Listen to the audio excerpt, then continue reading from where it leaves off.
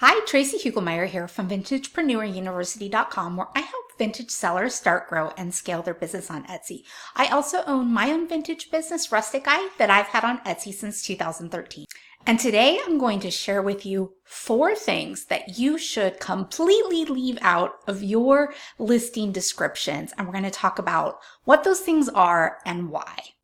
These are all things that you've probably seen out there, if not on Etsy, then on eBay, and maybe you're doing some of them yourself. So let's go ahead and dive into what these 4 things are.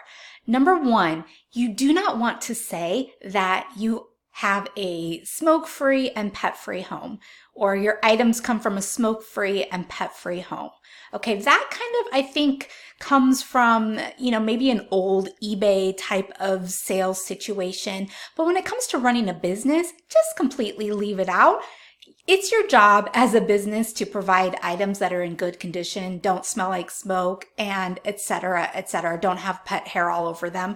Just make sure that happens, but you don't need to include that in your listings. Nobody is going to your shop and checking whether you come from a smoke-free or pet-free home. Just leave it out completely. You don't need it there, and it really just ends up making your shop look less professional. I have a rule of thumb, and it goes like this. When in doubt, act like the big companies do, okay? Like your Targets and all the huge companies. Are they out there putting a little disclaimer that their warehouses are pet-free and smoke-free? Probably not. You just assume that. That's an expectation that your products are going to get to you without smelling like smoke and without being having pet hair on them, like I said earlier. And I know it's a little bit different because most of us work out of our homes, but again, just leave it out. You don't need it. If for some reason somebody is allergic to animals and that's something that's a concern for them, then they might ask you and you can address it at that time. But that has never once happened to me in my many, many years on Etsy and over 5,000 sales. So just don't worry about that. Number 2, you don't need a special disclaimer that because your items are vintage, they're not going to be new. Sometimes you might be selling something that's new old stock, and that's probably something that's important to point out, but not really the other way around, because it's implied when you're selling something that's vintage that it's used. Are you going to get the occasional buyer who has buyer regret, or they just didn't get it or whatever else, and they reach out to you and say, I thought I was going to have a new item and this was used. I want to return it, or something to that effect. I mean, sure, that can happen, and it does happen to people. I don't believe it's ever happened to me.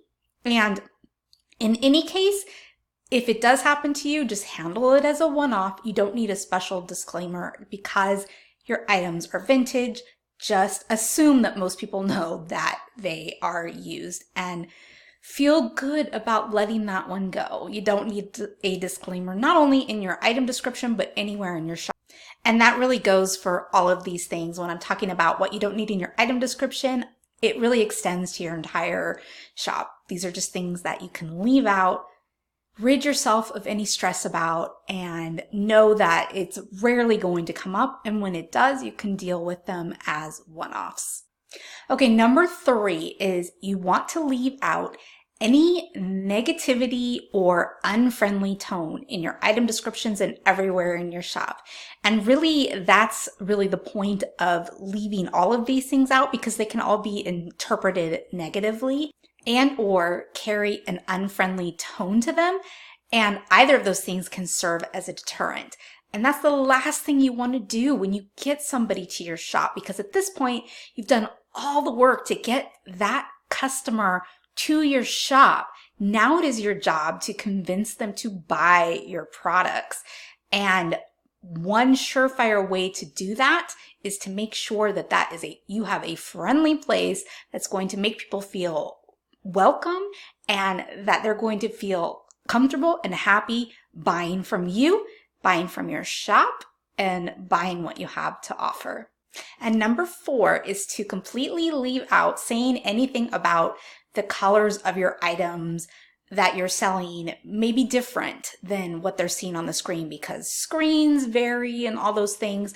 That also is understood and implied, and for the most part, as long as you're taking clear photos in good natural light, you shouldn't really run into too many issues with this. If you have something that you can clearly see that it's not photographing in the way that you were hoping it would photograph, then sure, point it out. I had some vintage little sign letters recently that I listed that were metal and they were yellow, and I just couldn't get the yellow to look the way that it actually looked in person. So, in all my photos, some of them were a little better than others, but I just made it a point to make a comment about that in that particular listing because I didn't feel comfortable with the way the photos looked. So just to show you what I mean, here's my Etsy shop. If I click on these yellow, see, it's hard to tell they're even yellow, but if you click on the yellow sign letters there, I'll tell you exactly how I said it. So right here, I said the color was difficult to portray in the photographs. It's closer to the brighter yellow pics, almost a mustard yellow. So I was just kind of explaining, that they were difficult to photograph and really what they can expect. And if they have any questions, they can ask me. But you can see in these pictures that, there's quite a variation of, there's like a more mustard yellow there, and in other photos, not so much. So it just kind of varies, and I wanted to make sure to point that out. So if you feel the need to, talk about a color differentiation on a particular listing when it makes sense to do so, then of course do that. But what I'm talking about is a disclaimer just across the board, something you put in all your listings or in your, in your main shop page, or just something that you feel like you need to disclaim about everything in your shop. That's just not necessary because, again, unless you're dealing with things that are very color specific, like you have color options or things like that, a disclaimer about the colors being different than what you're seeing on your screen is really not necessary. And again, I base that on my years and years of experience and making a decision based on how big of a problem it is versus what the benefits can be if you just choose to handle things as one-off, because that's really the point of all of this, right?